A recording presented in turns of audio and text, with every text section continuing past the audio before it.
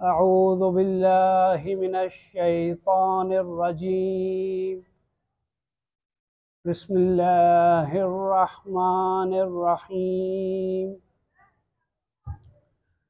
अल्हम्दुलिल्लाहि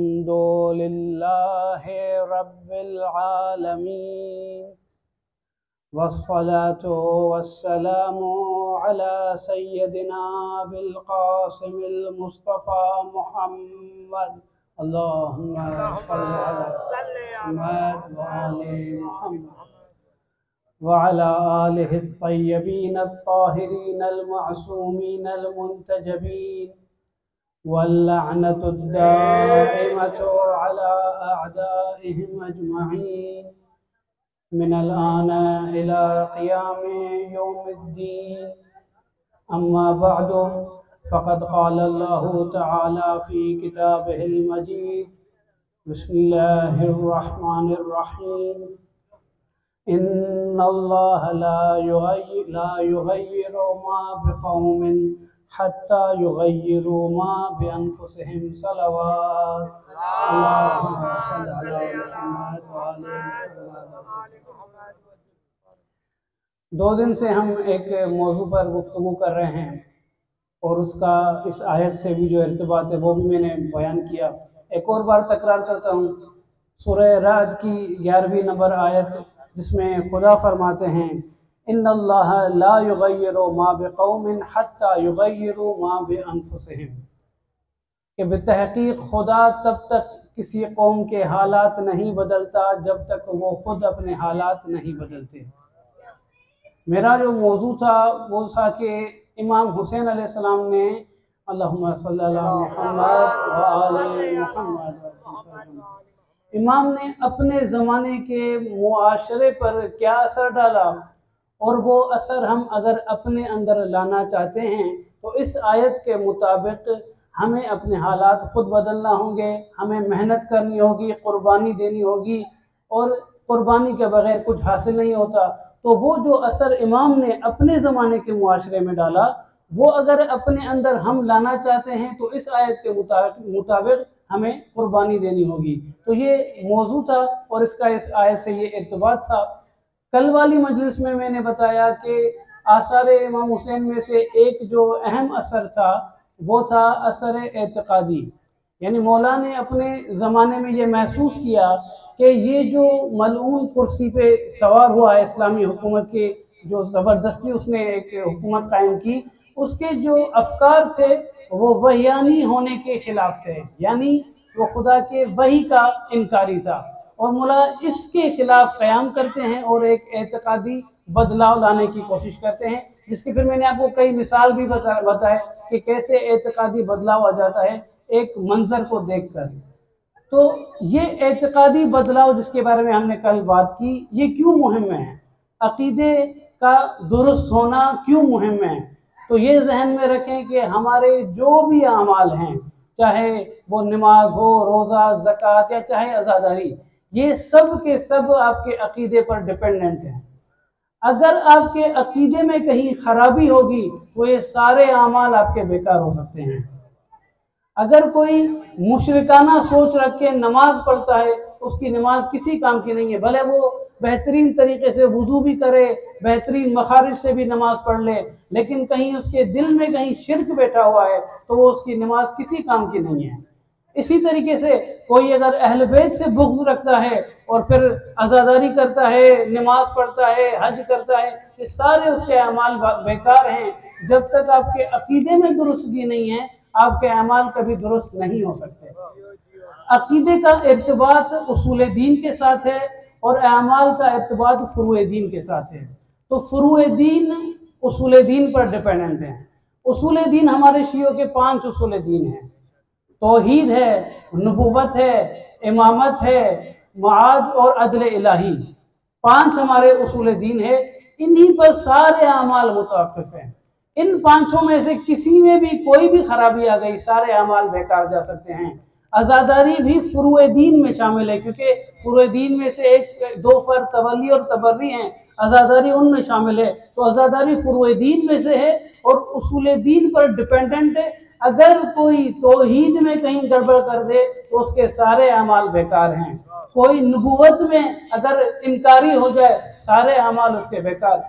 वो जो मलूम था वो कुरान के लिए कह रहा था कि वो वही इलाही नहीं है, तो उसके जो बुनियादी रुकन है तौहीद और नबूवत उसने उसका इनकार कर दिया, सारे फिर उसके अमाल ज़ाया हो जाते हैं। सल्लल्लाहु अलैहि मोहम्मद अले मोहम्मद।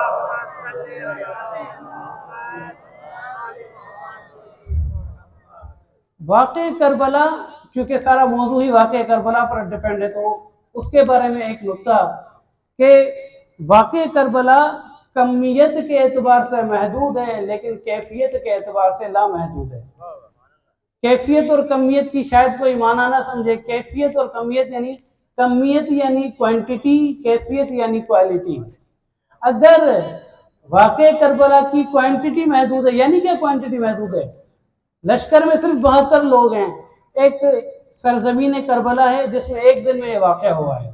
क्वांटिटी के एतबार सिर्फ 72 हैं, लेकिन इनके अंदर जो दर्स और खजाने और हमारे लिए सबक हासिल करने के जितने भी खजाने हैं वो उसकी इतनी तादाद है कि हम कहते हैं कि करबला का वाक़या कैफियत के एतबार से लामहदूद है। क्योंकि इतनी सदियों से इस मौजू पर गुफ्तगू हो रही है, किताब लिखे गए हैं, अशरे पढ़े गए हैं, इतने नुहे आपने जो भी चीज़ें सुनी है, इन सारी चीज़ों के बावजूद हर साल जब हम इस वाक़े करबला पर दिक्कत करते हैं तो हम नए मतालिब सीखते हैं। इससे ये समझ में आ रहा है कि भले इसकी कमियत महदूद हो पर इसकी कैफियत लामहदूद है, क्योंकि इसमें आपको सब्र का भी दर्स मिलेगा, इसमें आपको वफा का भी दर्स मिलेगा, इसमें शुजाअत का भी दर्स मिलेगा, इबादत का भी दर्स मिलेगा, तिलावत का भी दर्स मिलेगा। हर किस्म की चीज़ आपको इसमें, हर किस्म की अच्छी जो सबक है वो इसमें मिल जाता है। तो कमियत के एतबार से महदूद है पर कैफियत के एतबार से लामहदूद है। सल्लल्लाहु अलैहि मोहम्मद।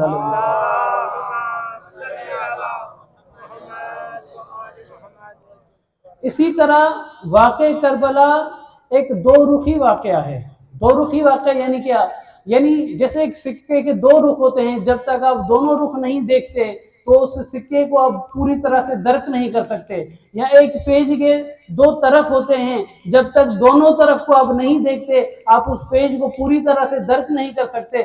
इसी तरह वाक़े करबला के भी दो रुख हैं, जब तक दोनों का आप नहीं नजर करते तब तक आप उसको मुकम्मल तरीके से इदराक नहीं कर सकते। जैसे शुहदाए करबला अगर एक तरफ से मजलूम हैं, उनको तीर भी लग रहे हैं, पत्थर भी लग रहे हैं, नेज़े भी लग रहे हैं, हर किस्म का जुल्म अगर उन पर एक तरफ हो रहा है तो दूसरी तरफ वो शुजा भी हैं, वो बहादुर भी हैं, वो लड़ रहे हैं, वो दिलेराना तरीके से उस लश्कर को पीछे भी धकेल रहे हैं। तो एक तरफ से अगर वो मजलूम हैं तो दूसरी तरफ से वो बहादुर भी हैं, शुजा भी हैं। एक तरफ से वाक़े करबला होने के बाद जब बीबियों को असीर किया जाता है तो एक तरफ से वो बीबियां असीर भी हैं, लेकिन दूसरी तरफ से वो बीबियां कुदरतमंद भी हैं, फसीह भी हैं, बलीग भी हैं। आप जाएं, आप वो खुतबे सुने बीबी के, जो बाजार शाम के बाद जो दरबार में बीबी ने दिए हैं, उसमें आपको फसाहत मिलेगी, बलागत मिलेगी, कुदरत मिलेगी, बहादुरी मिलेगी। तो एक तरफ इशारत है तो दूसरी तरफ ये चीज़ें भी आपको नजर आती हैं। इसी तरह वाक़े करबला में एक तरफ अगर रंज है तो दूसरी तरफ गंज भी है। गंज कहते हैं खजाने को। एक तरफ गम और मुसीबत है, दूसरी तरफ खजाने हैं। हर किस्म के आपको दर्स और सबक उससे मिलते हैं, हर किस्म की अनोखी कुर्बानी आपको वहां मिलती है। तो एक तरफ रंज है तो दूसरी तरफ गंज भी है। इसी तरह वाक़े करबला में एक तरफ इश्क है तो दूसरी तरफ अक़लानियत भी है। शुहदाए करबला इश्क़ खुदा में, इश्क़ हुसैन में लड़ रहे थे, लेकिन दूसरी तरफ आप वही शुहदा देखें जिस महारत और अक़लानियत के साथ उन्होंने मुकाबला किया है। कब मैमना से हमला करना है, कब मैसरा से हमला करना है, किस तरीके से दुश्मन से गुफ्तगू करनी है, वो जो भी चीज़ें उन्होंने अंजाम दिए वो माकूल हैं, अक़लानी हैं। तो एक तरफ अगर इश्क है तो दूसरी तरफ अक्ल भी है, दोनों चीज़ें हैं। इसी तरह एक तरफ अगर फना है तो दूसरी तरफ बका भी है। अगर वो सब इश्क इलाही में एक फना हो रहे हैं तो दूसरी तरफ वो बका भी है, आज तक बाकी हैं, आज तक जिंदा हैं, शहीद जिंदा होते हैं। तो एक तरफ अगर फना है तो दूसरी तरफ बका भी है। इसी तरीके से एक तरफ अगर तदबीर है तो दूसरी तरफ तकदीर भी है।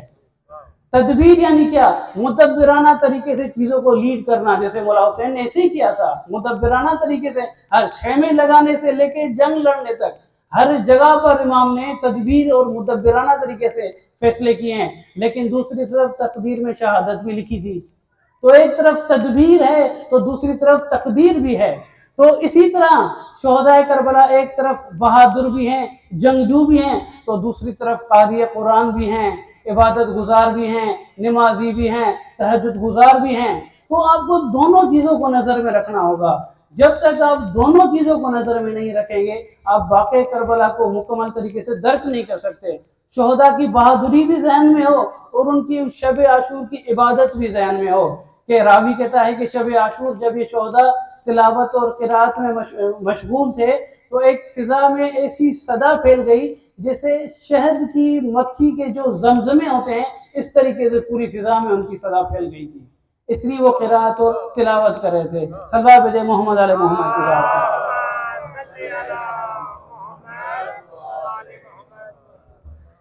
ये जो वाक़े करबला है, इस क़याम की इब्तिदा से लेके मौला लोगों को दावत देते आए हैं कि मेरे साथ शामिल हो जाएं। मौला ने गोया के एक छतरी खोली थी, जिस छतरी का नाम हुसैनी छतरी थी, और हर किसी को दावत दे रहे थे कि इसके नीचे आए, इसके नीचे आए, इसी में कामयाबी है। और इस दावत में मौला ने किसी किस्म का ना कोई कैद डाला, ना कोई शर्त लगाई, हर किस्म के इंसान को इमाम ने दावत दी है। आप देखें, इस छतरी के नीचे मसीही भी आए हैं, यजीद के लश्कर के लोग भी इसी में शामिल हुए हैं, ऐसे लोग भी शामिल हुए हैं जो फिक्री एतबार से पहले इमाम के मुखालिफ थे, जुहैर जैसे, बाद में मौला हुसैन के साथ शामिल हो गए हैं। तो एक ऐसी छतरी इमाम ने खोली जिसमें कोई कैद बंद, कोई शर्त नहीं थी, सबको दावत थी कि इसके अंदर आ जाएं और इस क़याम में मेरे साथ शरीक हों।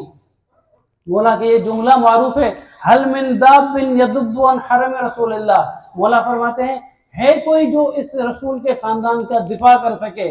जब दिफा की बात आती है, दाब कहा है मौला, दाब यानी मुदाफे। ये नहीं कहा कि वो मुदाफे जो 5 वक्त की नमाज पढ़ता हो, जो तहज्जुद गुजार हो, जिसमें ये खूबी हो, ये खूबी हो, ये खूबी, कुछ भी नहीं। जो भी हमारा दिफा कर सकता है इस छतरी के नीचे आए, किसी कैदो बंद के बगैर, किसी को निकालने की बात नहीं है, सबको शामिल करने की बात है। ये एक बहुत बड़ा पैगाम है इस दौर में। इमाम हुसैन हर किसी को अपनी तरफ लाने की बात कर रहे हैं, चाहे वो ईसाई हो, चाहे मुसलमान हो, सब वाक़े करबला की इस छतरी के नीचे आते जा रहे हैं। सल्लल्लाहु अलैहि मोहम्मद अली मोहम्मद।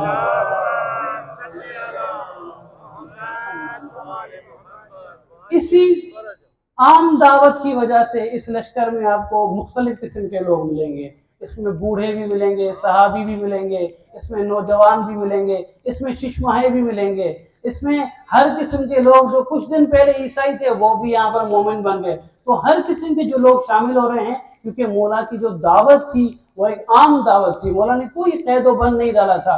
हत्ता मौला ने दूसरे खलीफे के बेटे अब्दुल्ला को भी दावत दी थी, जबकि अब्दुल्ला का फिक्री इख्तलाफ था मौला के साथ, लेकिन मौला ने उसको भी दावत दी कि आप मेरे साथ शामिल हो जाएं। मौला अब्दुल्ला को कहता है, ला तदअन्ना नुसरती, मेरी मदद को मत छोड़ो, मेरी मदद करो, क्योंकि उसमें उसी का फायदा था। मौला को तो शहीद होना था, इसमें उसका फायदा था कि ये मौला क्या हामी बनता और उस दावत में शामिल होता। हत्ता मौला उबैदुल्लाह इब्न हुर्र जोफी, जो सिफ़ीन में मौला अमीर के मुखालिफ लश्कर में था, मौला उसके पास भी गए हैं, उसको भी दावत दी है कि आप मेरे क़याम के अंदर शामिल हो जाएं। तो मौला जी ने जो छतरी खोली, इसमें कोई कैदो बंद नहीं था कि सब आकर इस खेमे हुसैनी के अंदर शामिल हो जाएं, बगैर किसी कैदो बंद के। 5 वक्त नमाज पढ़ते हो, नहीं पढ़ते, फिलहाल मसीही हो, मोमिन नहीं हो, मसला नहीं है, आ जाओ, फिर मोमिन भी बन जाओगे, कामयाब भी हो जाओगे, जन्नत भी तुम्हें मिल जाएगी। तो ये मौला का दावत का अंदाज था। ये एक हमारे लिए भी सबक है। हमारे लोग मखसूसन, मैंने ये मजहबी तबके में देखा है, मजहबी तबका जब अपना कोई ग्रुप बनाता है तो फौरन कैदो बंद डालना शुरू कर देता है कि हमारे इस ग्रुप में वो आएंगे जो 5 वक्त नमाज पढ़ते हो, जो मसलन तहज्जुद पढ़ते हो, जिनमें ये भी खराबी ना हो, ये भी खराबी ना हो, फलां खूबी भी हो, फलां खूबी भी हो। जबकि हमारा इमाम कैसे दावत दे रहा है, कोई किस्म का कैदो बंद नहीं, सबको दावत दे रहा है। तो हमें भी यही करना चाहिए, सबको दावत देकर शामिल करें, फिर उनकी रहनुमाई करें। कैद व बंद डालने की जरूरत नहीं है, बगैर किसी शर्त के सबको दावत दी जाए। सल्लल्लाहु पढ़े मोहम्मद आले मोहम्मद।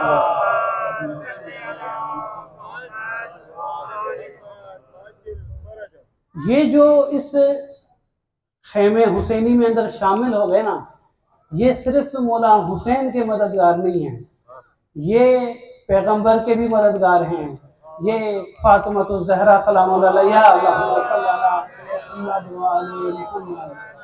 उनके भी मददगार हैं, जनाब अमीरुल मोमिनीन के भी मददगार हैं, हमारे दूसरे इमाम के भी मददगार हैं, और नतीजतन ये खुदा के मददगार हैं, क्योंकि खुदा के दीन को बका दे रहे हैं। इसी वजह से जब हम शोहदा की ज़ियारत पढ़ते हैं तो उसमें ये अल्फाज होते हैं, अस्सलामु अलैकुम या अंसार रसूलिल्लाह, ए शोहदाए करबला तुम पर सलाम जिन्होंने पैगंबर की मदद की।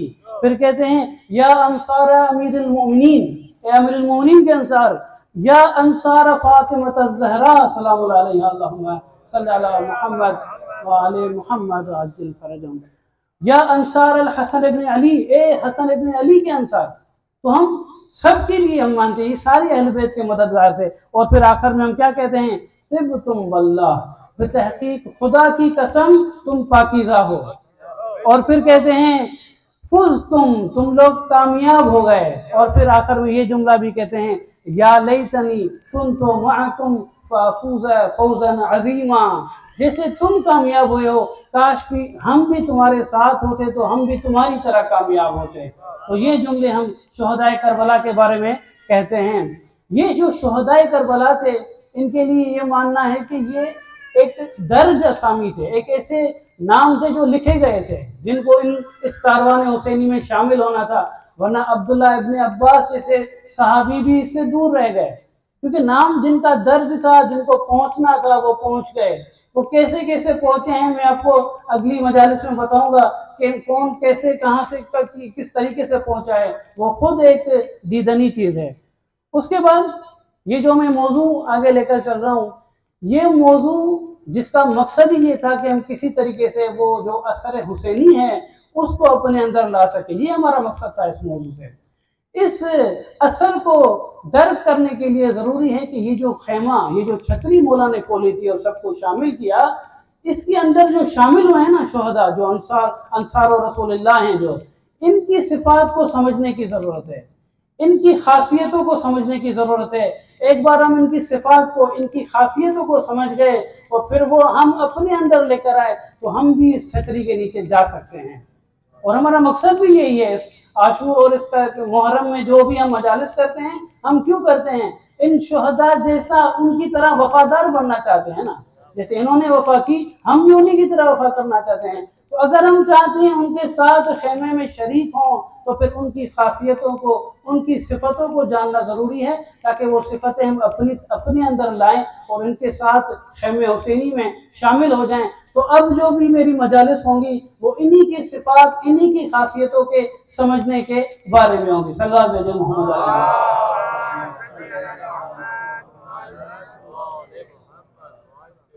ये जो मौला के मददगार थे, इनके बारे में कई रिवायात है कि इनकी तादाद कितनी थी। मशहूर तो यही है कि इनकी तादाद 72 थी, लेकिन आप रिवायात में देखेंगे तो आपको इनकी तादाद 82 भी मिलेगी, 114 भी मिलेगी, 125 भी मिलेगी, 145 भी मिलेगी, और जो करबला में लिखा हुआ है वो 125 लिखा हुआ है। और इन शुहदा के अंदर 4 लोग पैगंबर के सहाबी थे। याद रखिएगा, 4 लोग पैगंबर के सहाबी थे। उनकी उम्र क्या होगी, उस उम्र में वो शुहदा करबला में शामिल हुए हैं और लड़े हैं उस उम्र में। एक जिसका नाम मारूफ हबीब इब्ने मज़ाहिर, ये असहाबे पैगंबर में से है। दूसरे मुस्लिम इब्ने औसजा, तीसरे अनस इब्ने हारिस, और चौथे अब्दुर्रहमान इब्ने अब्दुर्रब। ये 4 सहाबी थे जो कि मौला के साथ शामिल हो गए थे इस छतरी के नीचे, और 10 सहाबी अमीरुल मोमिनीन के थे, जिसमें से जो मारूफ तरीन सहाबी है वो नाफे इब्ने हिलाल है।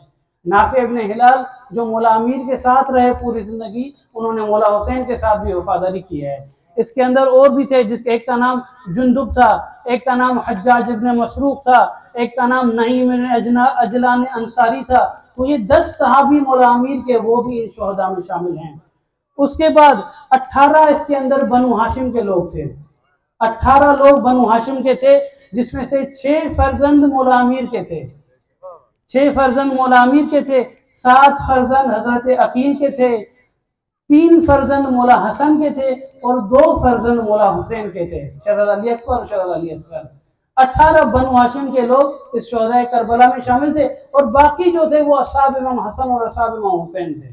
तो टोटल 72 की तादाद मारूफ है, आपको उनके नाम भी मिल जाएंगे, नेट पे भी मिल जाएंगे। तो ये है शोहदा करबला। देखें, इमाम के साथ ये जब शामिल हो गए थे तो ऐसे ही नहीं था, इमाम ने कई इम्तिहान लिए थे इनसे। इमाम ने इनको बताया था कि बचने का कोई इम्कान नहीं है, कल सबको मरना है। इनकी जायगा, इनका मकाम भी बता दिया था। इमाम ने इनको सब बता दिया कि कौन कैसे मशहूर होगा, सब कुछ इनको पता था। और इमाम ने इनके इम्तिहान, एक आम इम्तिहान भी लिया, एक खास इम्तिहान भी लिया। आम इम्तिहान क्या था? इमाम ने सबको बिठाया और सबके लिए कहा कि मैं अपनी बैयत तुम्हारी गर्दनों से उठा रहा हूँ, आप चाहें तो जा सकते हैं, आप आजाद हैं। लेकिन कोई ना गया। ये आम जो थी, एक जो इमाम ने उनको आम इम्तिहान लिया था, लेकिन एक इम्तिहान इन्होंने खास भी लिया था। फर्दन फर्दन एक एक का भी इम्तिहान लिया था इमाम ने। मसलन एक इमाम ने हजरत अकील के बेटों का लिया था। हजरत अकील के बेटे, आपको पता है कि एक इनमें से हजरत मुस्लिम जो कि कूफे के जो सफीर थे और वो शहीद हो चुके थे। तो आशूर के दिन, बल्कि आशूर की शब, अकील की औलाद को कहा था इमाम ने, हस्बुकुम बिमुस्लिम, तुम लोगों का एक मुस्लिम मेरे लिए काफी है, बाकी जो है तुम सब जा सकते हो। सब हजरत अकील के बेटों को इमाम ने कहा तुम लोग जा सकते हो। जिसके बेटे में वो, जिसके जवाब में वो कहते हैं, अन्नत्रो को सैयदना व अखाना, क्या हम अपने सरदार और भाई को छोड़कर चले जाएंगे? हम नहीं जाएंगे। तो एक आम इम्तिहान था और फिर खास इम्तिहान, उसमें भी ये कामयाब हुए। यही नहीं, हिलाल इब्ने नाफे, जिसमें आपको बताया था कि मौला आमिर के सहाबी थे, शब आशूरा ये मौला हुसैन के साथ कदमजनी कर रहे थे। एक जगह पर पहुंचे, आगे पहाड़ नजर आ रहे थे। इमाम ने हिलाल इब्ने नाफे को कहा, ये सामने पहाड़ देख रहे हो, इनके दरमियान से एक भागने का रास्ता है, तुम अगर यहाँ से चले जाओ कोई तुम्हें नहीं मार सकेगा, तुम अगर चाहो तो यहाँ से जा सकते हो। पता है हिलाल इब्ने नाफे ने क्या जवाब दिया? हिलाल इब्ने नाफे फरमाते हैं, मैंने 1000 दिरहम देकर ये तलवार खरीदी है, इतना महंगा मैंने घोड़ा खरीदा है, इसीलिए नहीं खरीदा था कि एन वक्त पर मैं यहाँ से भाग जाऊं। मैं नहीं भागने वाला, मैं आपके साथ खड़ा हूँ। फिर इमाम हिलाल इब्ने नाफे को खेमों की तरफ ले गए हैं।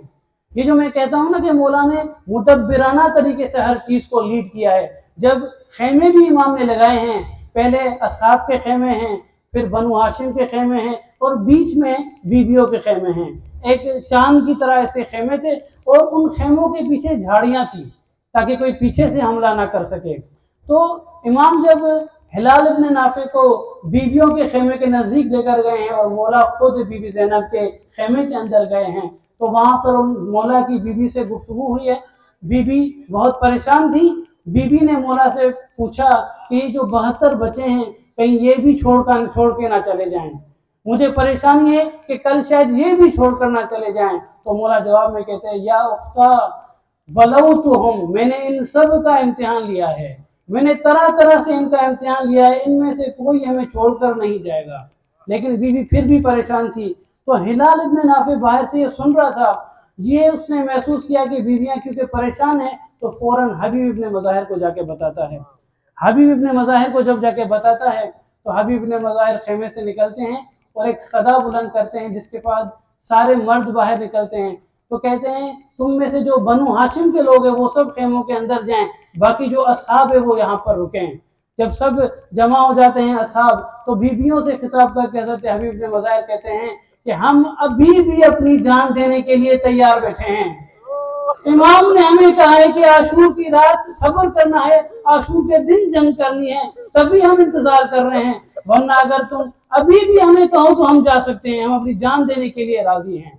तो ये शोहदाए करबला, जब ये हबीब इब्न मज़ाहिर ये जुमला कहते हैं तो बीबियों के खेमों से आवाज आती है, तिब तुम लोग पाकीज़ा हो। फिर एक और सजा आती है, इदफ़उ अन हरम रसूलिल्लाह, कल पैगंबर खानदान की तरफ से तुम लोग दिफा करना, अपनी जान देना। तो ये थे शोहदाए करबला। इन शोहदाए करबला की खुसूसियात को हम जानना चाहते हैं। यही हमारा मौजू होगा कि इनके अंदर क्या खुसूसियात थी। सल्लल्लाहु अलैहि मोहम्मद आला मोहम्मद।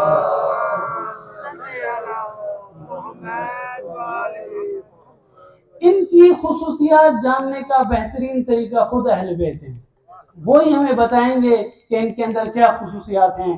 चौथे इमाम फरमाते हैं, तुशरिक़ु अलवानुहुम, अल्लाहुम्मा सल्लि अला मुहम्मद व आले मुहम्मद व अज्जिल फरजहुम। तुशरिक़ु अलवानुहुम व तहदिउ जवारिहुम व तस्कुनु नुफूसुहुम। मौला फरमाते हैं, ये जो शोहदाए करबला हैं, इनके चेहरे से नूर टपकता था।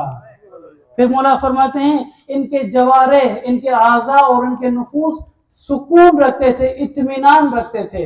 इनके दिल में कोई खौफ नहीं था, ये मुतमईन थे। याद रखें, मौला जिनके बारे में बात कर रहा है वो आशूर के दिन प्यासे थे, भूखे थे। किसी की बीवी, किसी की बेटी, किसी की माँ खेमों में बैठी थी। सबको पता था कि हम सब मरने वाले हैं।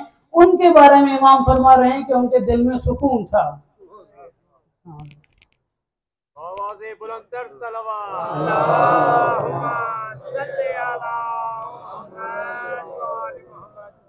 तो ये सिफत इनकी शोहदाए करबला की जो मौला हमें बता रहे हैं वो है सुकून, इत्मीनान, खौफ का खत्म हो जाना। ये इनकी सिफत है इन शोहदाए करबला की। ये भी याद रखें कि ये जो सिफत है ना, सुकून की सिफत, ये देने वाला सिर्फ खुदा है। खुदा ही इस सिफत को अता करता है। सूरह तौबा के अंदर खुदा फरमाते हैं, अंज़लल्लाहु सकीनतहु अला रसूलिही व अलल मुमिनीन। खुदा ने सकीना यानी तस्कीन, सुकून, खुदा ने सुकून को पैगंबर पर और मोमिनीन पर नाजिल फरमाया। तो सुकून, हजरत सकीना का नाम जो सुकून सकीना रखा गया है क्योंकि वो मौला के लिए सुकून थी एक। तो खुदा भी कह रहे हैं कि मैं मोमिनीन को सुकून अता करता हूँ। कान्नहु, शायद मौला हुसैन को वो सुकून सकीना की सूरत में मिला था। तो ये शोहदा की सिफात। और कुरान में जो दुश्मनाने मोमिनीन हैं, जो कुफ्फार हैं, उनके लिए खुदा कहते हैं वक़ज़फ़ फ़ी क़ुलूबिहिमुर रुअब, कुफ्फार के दिलों में खुदा ने खौफ डाल दिया है। तो ये एक पहचान, लश्कर हुसैनी के अंदर जो भी हैं सबके दिलों में सुकून, और लश्कर यजीद में जो भी हैं सबके दिलों में खौफ। एक तरफ सुकून है, दूसरी तरफ खौफ है। सल्लल्लाहु अलैहि मोहम्मद आले मोहम्मद। इजाजत से तो मैं थोड़ा सा एक और मुगालता जो हम करते हैं वो ये है कि हम सुकून और आसाइश में मुगालता करते हैं। एक आसाइश है, एक सुकून है। आसाइश कहते हैं सहूलतों को। सहूलतें जो है ना, आप पैसे देकर भी खरीद सकते हैं। अब अगर आपके पास पैसे हैं, आप अच्छा घर, अच्छी गाड़ी, अच्छी जो भी सहूलत है वो सब ले सकते हैं। लेकिन जब सुकून की बात आती है, सुकून पैसे वाला खरीद नहीं सकता। सुकून खुदा की अता होती है और खुदा ने उसका तरीका बताया कि सुकून कैसे हासिल होगा। आसाइश जो है ना वो आप पैसों के जरिए खरीद सकते हैं। जब भी आप सुनते हैं कि पैसे वाले खुदकुशी कर लेते हैं, इतनी आसाइशों होने के बावजूद क्यों खुदकुशी करते हैं? क्योंकि उनके दिलों में सुकून नहीं होता, इस्तराब होता है। और वो इस्तराब सिर्फ खुदा खत्म कर सकता है, और उसकी रविश भी खुदा ही ने अपने कुरान में अंदर बताई है। खुदा फरमाते हैं सूरह रअद में, अला बिज़िक्रिल्लाह तत्मइन्नुल कुलूब, खुदा के जिक्र के जरिए कुलूब के अंदर इत्मीनान आता है, सुकून आता है। तो खुदा ने रविश भी बता दी है कि भाई दौलत पैसा ये किसी काम के नहीं है, सुकून चाहिए तो मेरे जिक्र से आपको मिलेगा। फिर फरमाते हैं अला इन्ना, एक और सूरह यूनुस में, अला इन्ना औलिया अल्लाह ला खौफुन अलैहिम वला हुम यहज़नून। आगाह हो जाएं कि अल्लाह के दोस्त वो हैं जिनके दिलों में ना कोई खौफ है ना कोई हुज़्न गम है, किसी किस्म का खौफ और डर नहीं, वो इत्मीनान रखते हैं। फिर आगे जब उनकी सिफात बताते हैं कहते हैं अल्लज़ीना आमनू व कानू यत्तकून, ये औलिया अल्लाह वो हैं जो ईमान लेकर आए और तकवा इख्तियार करें। तो ये दो रास्ते बता रहे हैं खुदा कुरान में सुकून का हासिल करने के लिए, एक ईमान, दूसरी तकवा। ईमान जो उसूल दीन के साथ मरबूत है और तकवा जो फुरूए दीन के साथ मरबूत है। शुरू में मैंने आपको बताया एक अकीदा और दूसरा अमल, दोनों चीजें जमा होती हैं और सही तरीके से जब आप उनको कंट्रोल करते हैं तो फिर सुकून तक पहुंचते हैं। सल्लल्लाहु अलैहि मोहम्मद।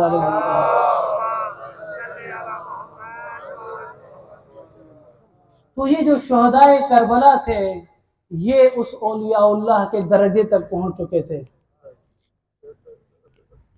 ये औलियाउल्लाह जब नैनवा की सरजमीन तक पहुंचते हैं तो इनमें से एक शख्स दूर से जब देखता है तो उसको दरख्त महसूस होते हैं।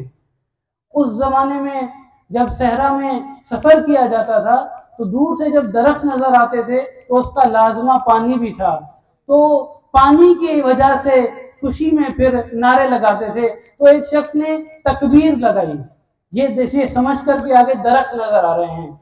जब वो नजदीक हुए तो पता चला कि वो लश्कर हुर्र इब्न यजीद रियाही है। हुर्र अपना लश्कर लेकर जब मौला हुसैन के कारवान के नजदीक पहुंचता है तो पूरा लश्कर प्यासा होता है, जानवरों समेत सब प्यासे होते हैं। तो मौला हुसैन सबसे पहले कहते हैं इनको पानी पिलाओ। सबको पानी पिलाया जाता है। पानी पिलाने के बाद फिर जब हुर्र की मौला हुसैन से मुलाकात होती है तो हुर्र बताते हैं कि मैं आपको इससे आगे नहीं जाने दूंगा, आपको यहीं पर रुकना होगा, आपको यहीं पर खेमे लगाने होंगे। ये सुनकर मौला कहते हैं सकिलत उम्मुक, तुम्हारी माँ तुम्हारे गम में रोए। हुर्र जब ये सुनता है कहता है मौला आप तो ये जुमला मुझे कह सकते हैं लेकिन मैं आपको ये जुमला नहीं कह सकता, आप सैयदा के बेटे हैं। ये जब यहाँ पर मौला को रोकता है दिन गुजरते हैं और इस हुर्र का इस्तराब बढ़ता जाता है। इसको ये डर होता है कि मैं कहीं कातलीन हुसैन के अंदर शामिल ना हो जाऊं। एक बार उमर साद से मिलता है, उमर साद से पूछता है कि क्या तुम वाकई हुसैन इब्न अली को कत्ल कर दोगे? तो उमर साद कहता है ऐसे कत्ल करूंगा कि सर को तन से जुदा कर दूंगा। ये सुनकर इसका इस्तराब और ज्यादा बढ़ जाता है। ये उस लश्कर में था जिस लश्कर की जीत यकीनी थी और मुखालिफत में जो लश्कर हुसैनी था उसकी मौत यकीनी थी। लेकिन फिर भी शब आशूर ये फैसला करता है कि एक रिवायत में है कि अपने भाइयों और अपने बेटे समेत दस्त बस्ता मौला की खिदमत में पहुंचता है और कहता है मौला मुझे माफ कर दें। मौला इसको अपने लश्कर में शामिल करते हैं। आशूर का दिन होता है और जब जंग की इजाजत मिलती है तो हुर्र पहले अपने जवान बेटे को भेजता है। जवान बेटा लड़ता है और फिर एक हमला होता है और जवान बेटा गिरता है। हुर्र उसको सहारा देने के लिए आगे बढ़ता है तो मौला भी उसके साथ साथ जाते हैं। गोया के मौला सोच रहे होंगे कि दस्त बस्ता माफी मांगना आसान है पर जवान बेटे का लाश उठाना मुश्किल है। मेरे ज़हन में भी सवाल आता है मौला जब आपका जवान बेटा शहीद होगा आपकी मदद करने वाला कौन होगा? अला लानतुल्लाह अलल कौमिज़ ज़ालिमीन।